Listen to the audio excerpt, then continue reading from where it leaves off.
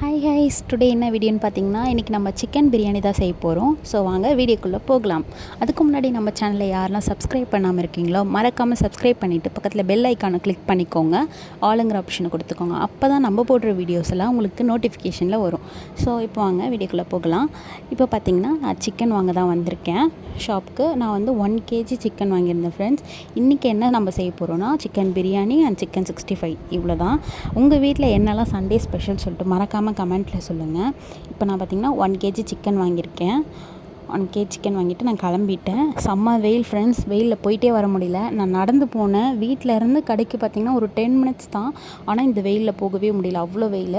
So இப்போ பார்த்திங்கன்னா நான் சிக்கன் எடுத்துகிட்டு வந்துட்டேன். அதுக்கப்புறம் பிரியாணிக்கு தேவையான மசாலாஸ் எல்லாமே எடுத்து வச்சுருக்கேன், வெங்காயம் தக்காளிலாம். இப்போ குக்கரில் ஆயில் விட்டுட்டு அதுக்கப்புறம் பார்த்திங்கன்னா சோம்பு, பட்டை, லவங்கம், கிராம்பு, ஸ்டார் பூ இதெல்லாம் போட்டு நல்லா பொரிஞ்ச உடனே நீட்டு வாக்கில் கட் பண்ண வெங்காயம் போட்டிருக்கேன். இது 1/4 கிலோ வெங்காயம் இருக்கும். அதுக்கப்புறம் பார்த்திங்கன்னா ஒரு கைப்பிடி அளவு கொத்தமல்லி தண்டு போட்டிருக்கேன். போட்டு நல்லா பார்த்திங்கன்னா கோல்டிஷ் ப்ரௌனாக வரணும், அந்தளவுக்கு நம்ம நல்லா வதக்கிக்கணும். ஸோ இது ரெண்டுத்தையும் போட்டு நான் நல்லா வதக்கிக்கிட்டேன் ஃப்ரெண்ட்ஸ். உங்களுக்கு சீக்கிரமாக வதங்கணும் அப்படின்னா நீங்கள் சால்ட்டும் ஆட் பண்ணிக்கலாம் கொஞ்சமாக. அதுக்கப்புறம் பார்த்திங்கன்னா ஒரு கைப்பிடி அளவு புதினா எடுத்திருக்கேன். புதினாவும் போட்டு நல்லா வதக்கிக்கணும். வெங்காயத்து கூடயே கொத்தமல்லி புதினாலாம் போட்டால் நல்ல ஒரு ஃப்ளேவர்ஃபுல்லாக இருக்கும். ஸோ அதுக்காக போட்டிருக்கேன். போட்டு நல்ல ஒரு கோல்டன் ப்ரௌனாக சால்ட் போட்டு நான் நல்லா வதக்கிட்டேன். அதுக்கடுத்து பார்த்திங்கன்னா இஞ்சி பூண்டு பேஸ்ட், அதுக்கப்புறம் தக்காளி போட்டிருந்தேன். இது ரெண்டும் போடும்போது நான் வீடியோவில் கவர் பண்ணலை. ஸோ பார்த்திங்களா ஃபைனலாக இப்படி தான் போட்டுட்டு அதுக்கப்புறம் பார்த்திங்கன்னா காஷ்மீரி சில்லி பவுடர் வந்து எனக்கு தேவையான அளவு போட்டுக்கிட்டு, உங்களுக்கு எவ்வளோ காரம் தேவையோ அதுக்கேற்ற மாதிரி போட்டுக்கோங்க. நான் இன்றைக்கி எடுத்த குவான்டிட்டி பார்த்திங்கன்னா 3/4 கிலோ பாஸ்மதி ரைஸும் 3/4 கிலோ சிக்கனும் தான் எடுத்திருக்கேன். ஸோ அதுக்கேற்ற மாதிரி நான் இதெல்லாம் போட்டிருக்கேன். அதுக்கப்புறம் பார்த்திங்கன்னா 3/4 கிலோ அரிசி இருக்காது, 1/2 கிலோவுக்கு கொஞ்சம் கூட எடுத்திருக்கேன் நான். கரெக்டான குவான்டிட்டி தெரியல, கொஞ்சம் கூட இருக்கும் 1/2 கிலோவுக்கு. ஸோ அதுக்கான அளவு தான் நான் வெங்காயம் தக்காளி சிக்கன் எல்லாமே எடுத்திருக்கேன். ஸோ உங்களுக்கு ஏற்ற மாதிரி நீங்கள் போட்டுக்கோங்க ஃப்ரெண்ட்ஸ். அதுக்கப்புறம் பார்த்திங்கன்னா சிக்கனையும் நான் போட்டு நல்லா வதக்கிக்கிட்டேன். அப்படியே சைடில் பார்த்திங்கன்னா சிக்கன் 65க்காக மேரினேட்டும் பண்ணி வச்சுட்டேன் சிக்கனை. பார்த்திங்களா ஃப்ரிட்ஜில் வச்சுருக்கேன். அதுதான் இது நல்லா மேரினேட் ஆகிட்டுருக்கு. 65க்கு ஆஸ் யூஷுவல் மசாலா தான் போட்டிருக்கேன். ஸோ பார்த்திங்கன்னா அதுக்கப்புறம் பிரியாணிக்கு எவ்வளோ தேவையோ தண்ணி அந்தளவுக்கு நான் வச்சுருக்கேன்.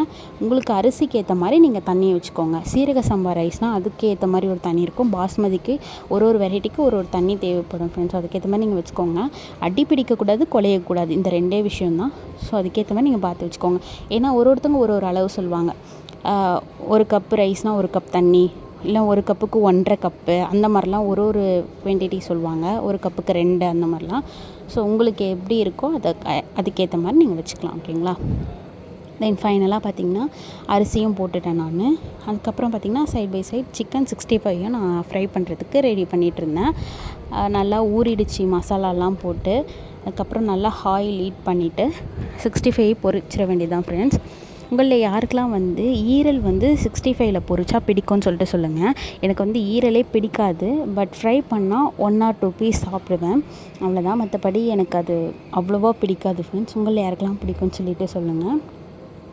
கல்லீரல் சொல்லுவாங்களா, அது எனக்கு ரொம்ப பிடிக்கும். உங்களில் யாருக்கெல்லாம் கல்லீரல் ரொம்ப பிடிக்குமோ அவங்களாம் கமெண்ட்டில் ரெட் கலர் ஹார்ட் போடுங்க. எத்தனை பேருக்கு பிடிச்சிருக்குன்னு நான் பார்க்குறேன்.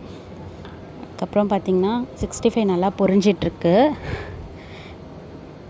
இந்த வீடியோ பார்க்குறவங்க எல்லாருமே மறக்காமல் லைக் போட்டுருங்க ஃப்ரெண்ட்ஸ். முக்கியமாக சிக்கன் பிரியாணி லவ்வராக இருந்தால் கண்டிப்பாக லைக் போட்டுருங்க. எத்தனை பேருக்கு பிரியாணி பிடிச்சிருக்குன்னு பார்க்கலாம். நம்ம சேனலுக்கு சப்ஸ்கிரைபும் கொடுத்துருங்க. 65 நல்லா பொரிஞ்சிட்ருக்கு. இது பொரிச்சோடனே எடுத்துட வேண்டியது தான். நல்லா கிறிஸ்பியாக வந்துருந்துச்சு பார்த்திங்களா, எடுத்துட்டேன். அதுக்கப்புறம் பார்த்திங்கன்னா இன்னும் கொஞ்சம் இருந்துச்சு, அதையும் நான் பொரிச்சிக்கிட்டேன். ஃபைனலாக நமக்கு 65 இப்படி தான் வந்துச்சு. நல்லா இருந்துச்சு ஃப்ரெண்ட்ஸ். அதுக்கப்புறம் பார்த்திங்கன்னா பிரியாணி 65 ரெண்டுமே ரெடி ஆயிடுச்சு. சாப்பிட்றதுக்கு நானும் ரெடி ஆகிட்டேன். ஸோ சண்டே எங்கள் வீட்டில் இப்படி தான் போச்சு பார்த்திங்களா. சுட சுட chicken biryani, chicken 65, egg raita, இவ்வளோதான். இப்போ வந்து நம்ம சாப்பிட்லாம். செம்ம டேஸ்ட்டாக இருந்துச்சு ஃப்ரெண்ட்ஸ். நான் செஞ்சேன்றதுக்காக இல்லை, நீங்களும் ட்ரை பண்ணி பாருங்கள். பிரியாணி எல்லாருமே சாப்பிட்ருப்பீங்க, இருந்தாலும் சொல்கிறேன், வெஜிடேரியன்ஸ்லாம் அவாய்ட் பண்ணிக்கோங்க. தேங்க்ஸ் ஃபார் வாட்சிங். Subscribe our channel.